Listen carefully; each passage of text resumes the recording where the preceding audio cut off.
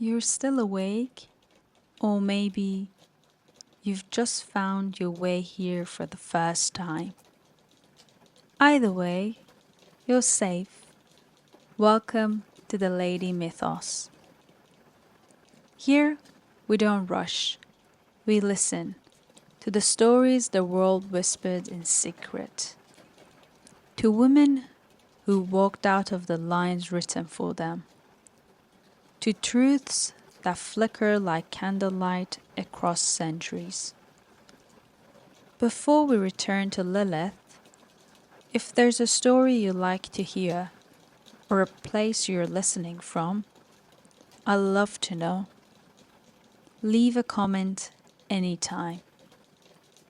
It helps me picture the little circle we're all sitting in, even if we're scattered across different corners of the world. You, me, and the myths between us. When we left her, Lilith had spoken the forbidden name and flown from Eden, never to return. Tonight, we'll step into the homes of those who feared her most. Mothers, fathers, families who buried bowls beneath their floors and whispered the names of angels to keep her away. Chapter 5. Amulets to Banish Lilith. When we leave the world of myth and look to the ground beneath our feet, we find that Lilith was not just a name in a story. She was a presence people fought against, night after night, in their very homes. Archaeology gives us a window into that fear, a fear so real that people wrote it on clay, buried it beneath their floors, and hung it over the cradles of their children. Picture an ordinary home in ancient Mesopotamia, or later in Jewish villages of Babylonia. Walls of mud brick, a reed mat for a door, the only light a single oil lamp, its flame quivering in the draught. In the corner, a newborn child wrapped tightly in cloth, the mother hovering nearby. Night comes, and with it the dangers people knew too well. Infants could sicken without warning, mothers weakened after birth, strange fevers rose in the dark. And to explain these things, people did not speak of germs or viruses. They spoke of Lilith. She was the one who crept through windows, who brushed past beds, who sought the blood of mothers and the breath of babies. She was the shadow in the doorway, the whisper on the wind. To keep her away, people armed themselves not with swords, but with words and symbols. One of the most striking artifacts we have are incantation bowls. Discovered across Mesopotamia and dating mostly from the 5th to 7th centuries CE. Picture it, a family gathered as a scribe bends over a clay ball. His reed stylus scratches spirals into the wet surface. Words that bind, words that command, words that trap. The ink dries. The bowl is placed upside down beneath the threshold. The mother kneels as the father presses it into the dirt. The words face the earth now, invisible but alive. Above them, the house sighs in silence. And in the dark, Lilith paces, her claws stopped by words she cannot cross. These are simple pottery bowls, often no bigger than what you'd use for food. But instead of eating from them, families buried them upside down beneath the floor of their homes. The inside of each bowl is covered in writing, spirals of Aramaic or Hebrew letters circling down to the center. These inscriptions are protective spells, written to trap demons who try to enter the household. And again, among the names, one figure appears: Lilith. The bowls do not just mention her, they address her directly. They command her to leave. They bind her in the names of angels. They promise her no power in this house, over this child, over this marriage bed.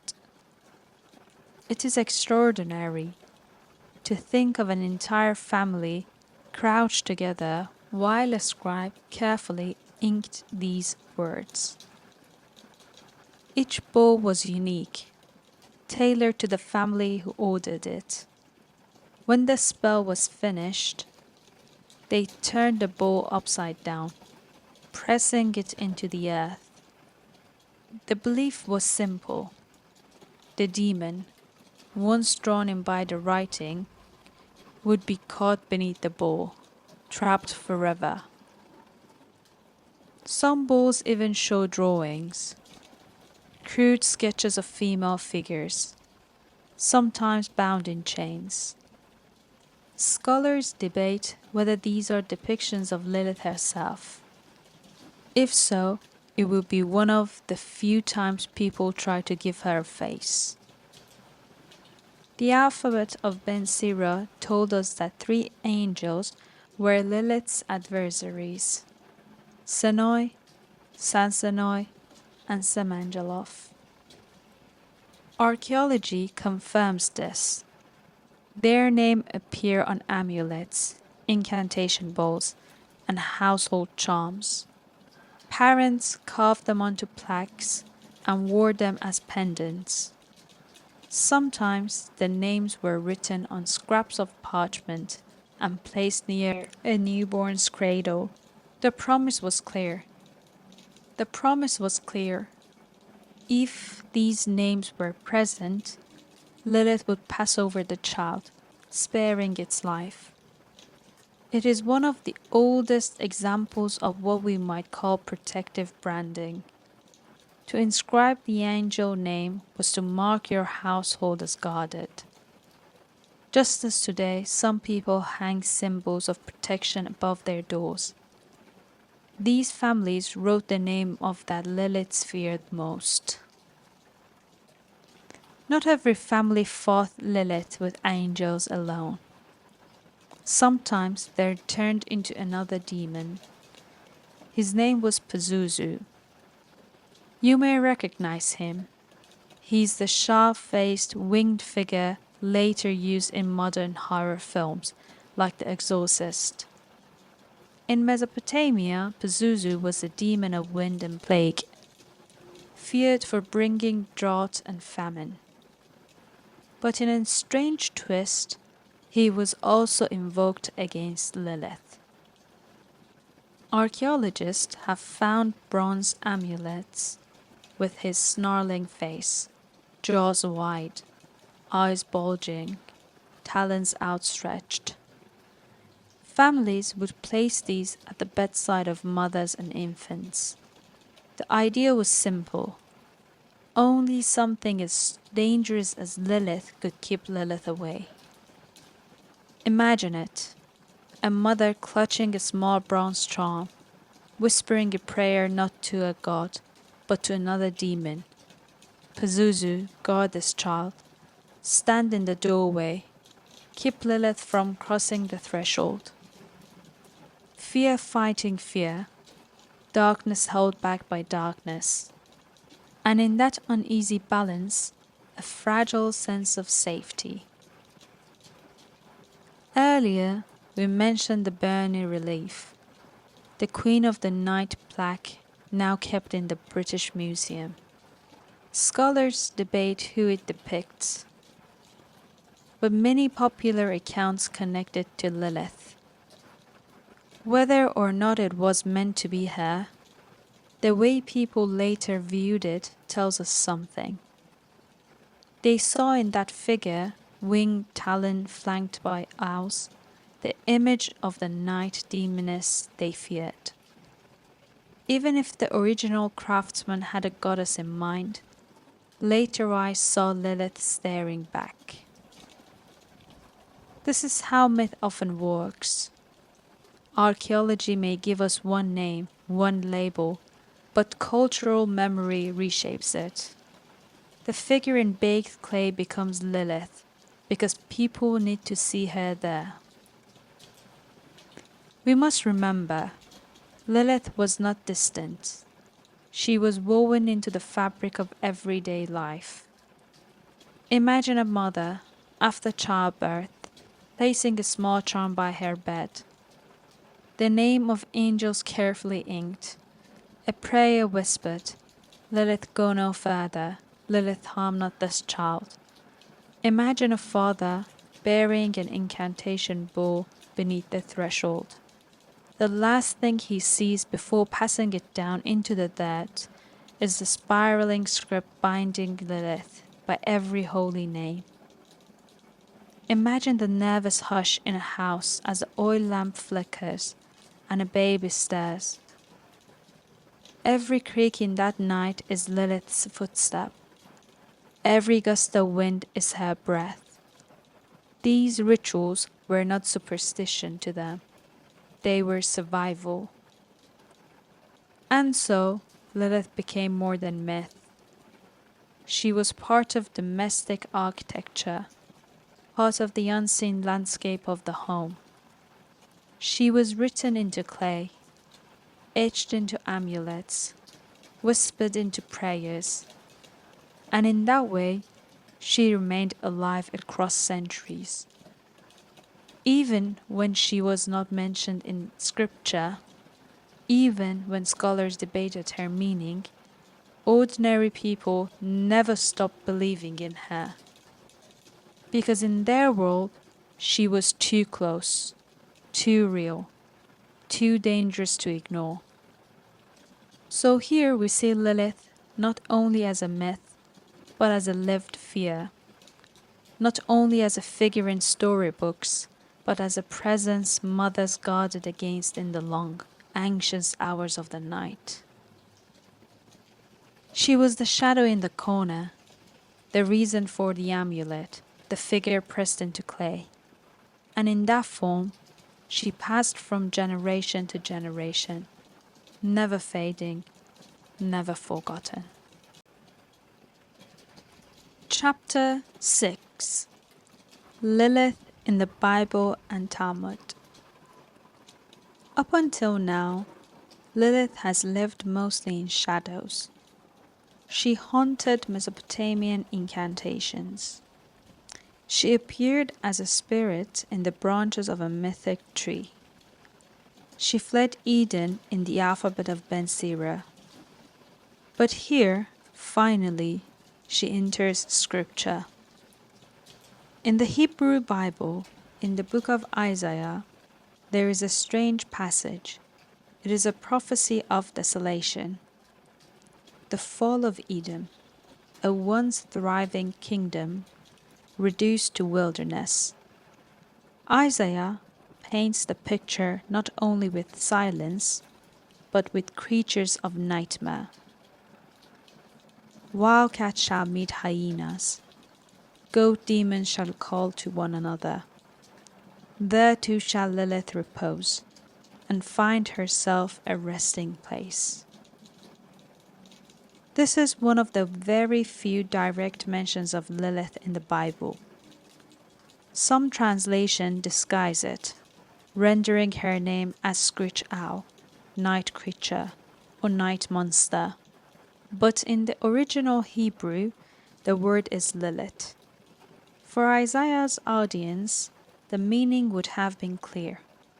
Lilith was already known in Jewish folklore as a night-dwelling demoness. To say she finds rest in the ruins of Edom was to say this place will become so empty, so cursed, that even Lilith will feel at home there. Imagine hearing these words in an ancient synagogue. You would not think of an owl or a bird.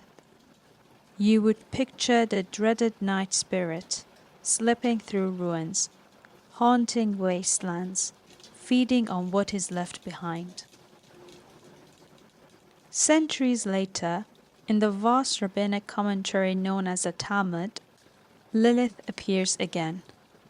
The Talmud is not a single book, but a sprawling collection of laws, debates, stories, and folklore compiled between the 3rd and 6th centuries CE. In its pages, Lilith emerges more fully as a figure of the night.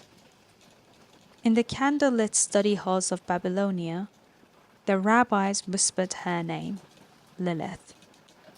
They said her hair was long, too long, loose, flowing, untamed. And to them, hair like that was not just beauty, it was danger. A woman's hair unbound was power unbound, and Lilith's was endless. They warned, she comes at night, she rides the winds, she takes seed from men in their sleep, children from cradles, mothers from their beds. Their voices dropped, but they kept speaking, because silence would not make her vanish. She is described as having long hair, a detail that may sound simple, but in Jewish tradition, unbound hair often symbolized wildness, sexuality, and danger. Married women were expected to keep their hair covered. Lilith, with her flowing locks, became the embodiment of unruly desire. The rabbis also speak of her as a succubus, a spirit who visits men in their sleep, bringing nocturnal emissions, sometimes imagined as stealing seed to father demonic children.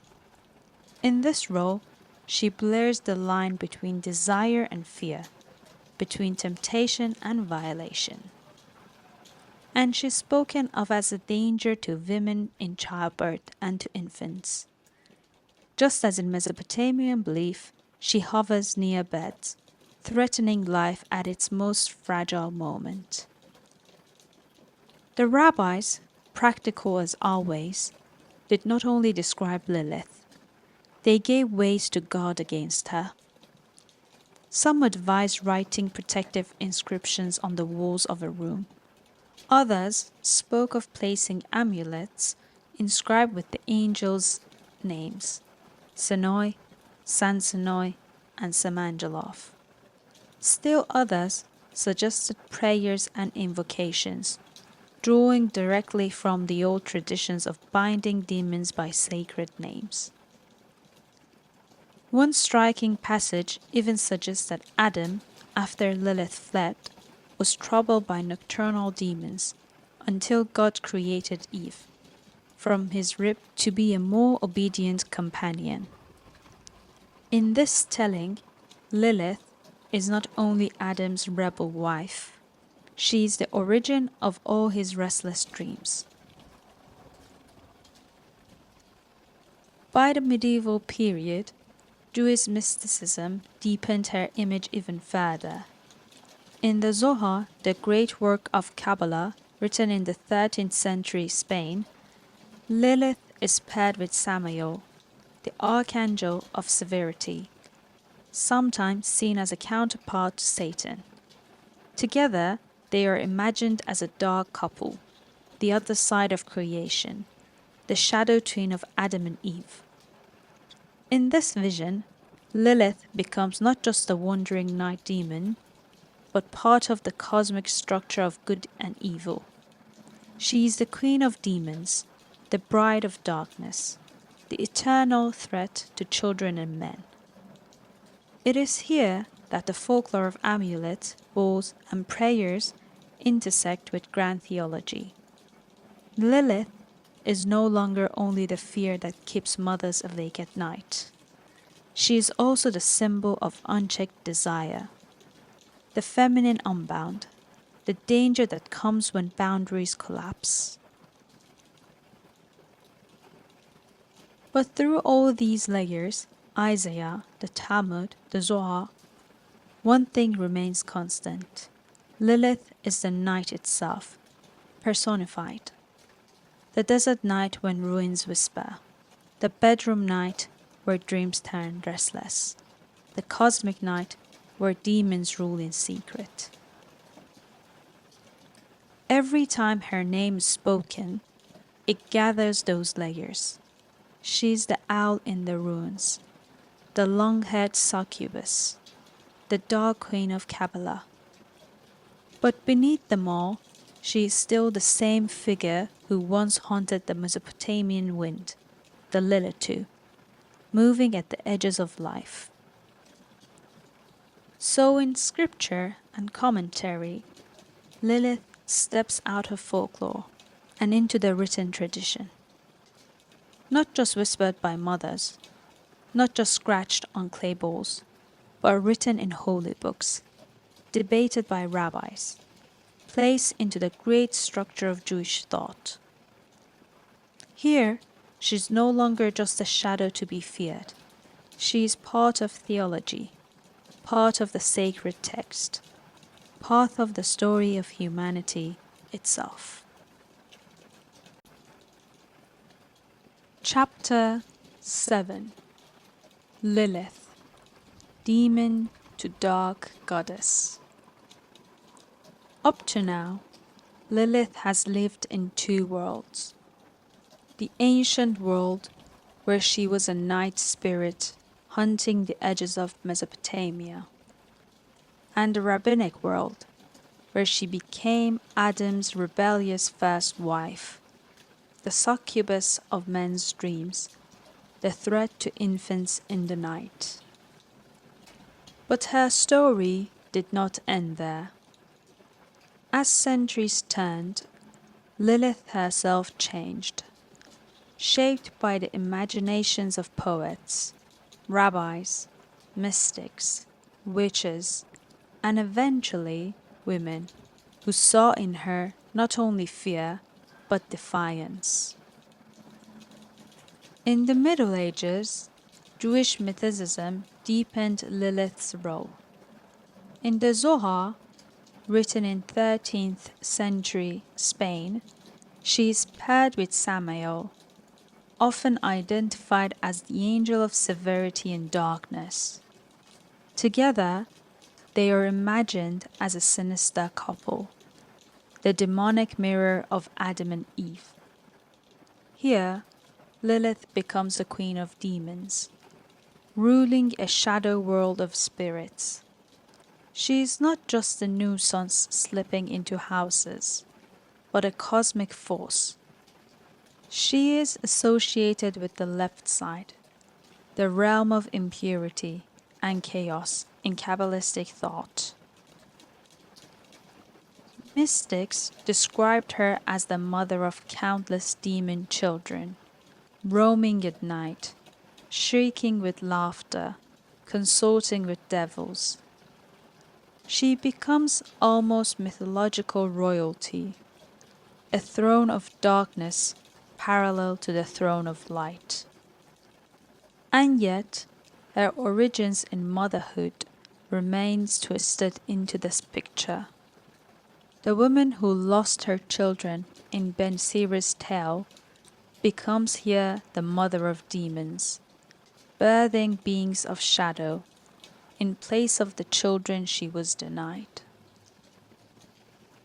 In wider European folklore, Lilith's image merged with succubus, the female demon who seduces men in their sleep.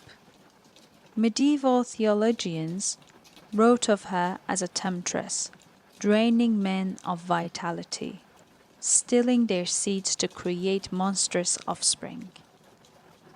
The old rabbinic description of her long hair became more than detail. It became a marker of her allure, her danger. Loose hair, unbound, was erotic, ungoverned. To depict Lilith with streaming hair was to mark her as wild and uncontrolled, the opposite of the obedient wife or veiled mother. She is painted as the nightmare visitor, the witch who crouches at the foot of the bed, the woman who lures and destroys. But notice the paradox. Lilith is both blamed for taking life, the life of infants, and for giving life to endless demon children. She is both barren and fertile, mother and destroyer, virgin and seductress. This tension, unresolved, is part of why she endures. By the Renaissance, Lilith's name surfaces in Christian demonology. She is whispered of as a consort of the devil, invoked in witch trials as evidence of women's supposed unions with dark powers. She becomes one of the witches of the night. Women accused of flight, of gathering in nocturnal covens, of calling upon forbidden knowledge.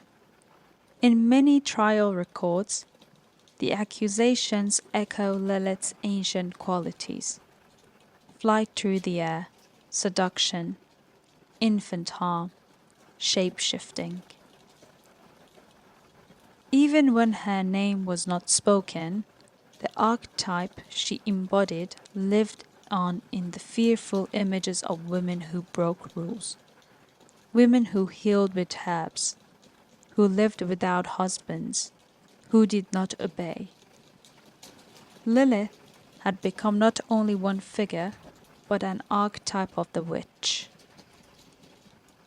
By the Romantic and Victorian eras, writers rediscovered Lilith as a subject of poetry and art. The English poet Robert Browning wrote of her as a bewitching beauty. The artist Dante Gabriel Rossetti, in the 19th century, painted her in a sensuous detail, hair flowing, eyes heavy with dangerous allure. For him, she was not the hag of the Talmud, but the eternal seductress. Shelley, Goethe, and later writers in Europe invoked her as the primal temptress, beautiful, dangerous, the dark twin of Eve. In these retellings, Lilith becomes something else again, not only a demon, but a symbol of sexual power. What rabbis feared as disorder, poets exalted as allure.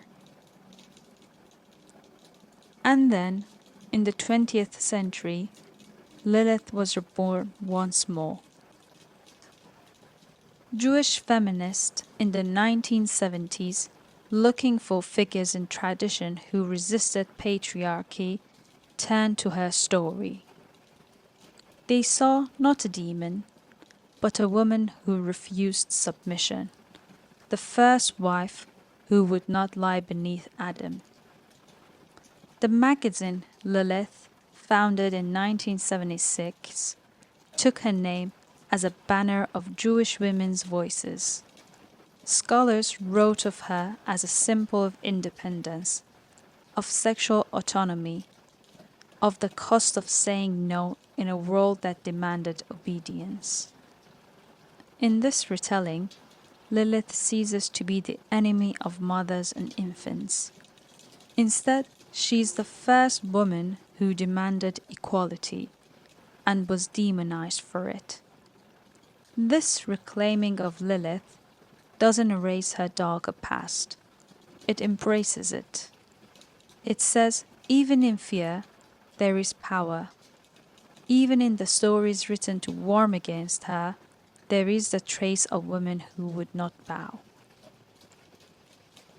Centuries later, her name rises again, but this time not in fear, in fire. Women open old text and see not a demon, but the first wife, the one who said no, the one who would not lie beneath Adam.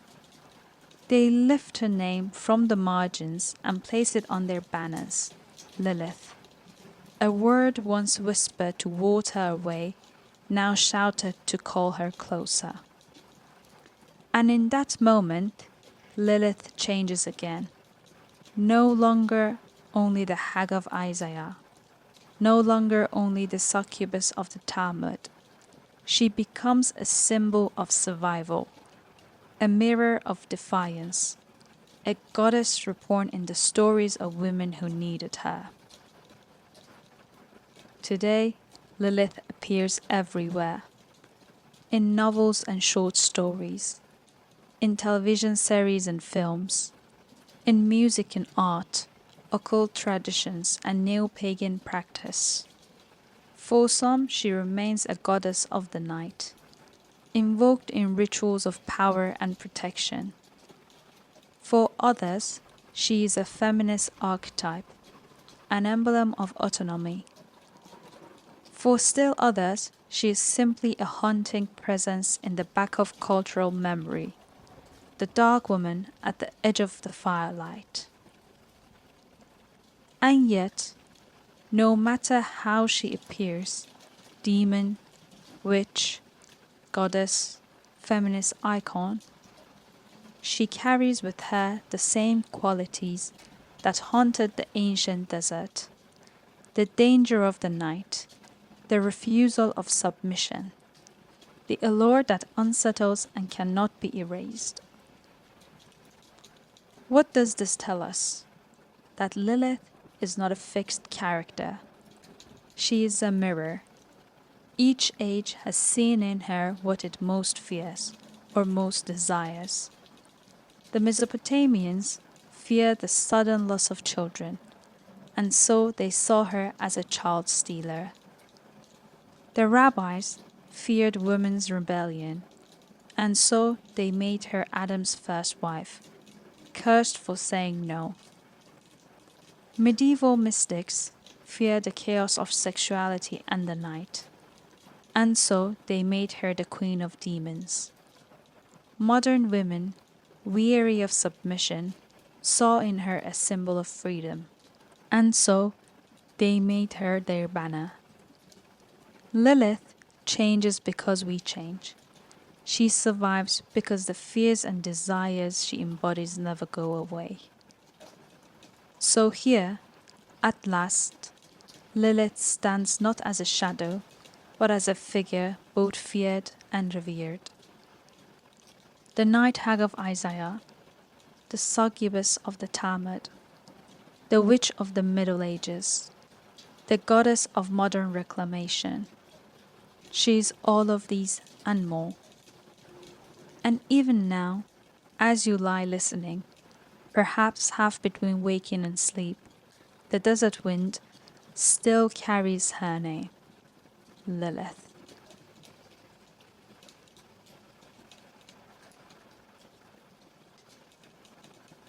And so, Lilith's story winds through thousands of years, from the desert winds of Mesopotamia to the tree in Inanna's garden, from Eden's first refusal to the amulets buried in clay, from the rabbi's whispers to the witch's flight, to the banners of women who claimed her as their own. Always changing, always returning, always Lilith. And now, as the night deepens around you, listen once more to the desert, the sand cooling under starlight, the cry of the owl turning its head toward you, the whisper of wind slipping through the cracks. Somewhere in that sound, her name still moves, Lilith, not gone, not forgotten, but waiting at the edges of sleep. Thank you for listening to the Lady Mythos. Sweet dreams, sleep tight.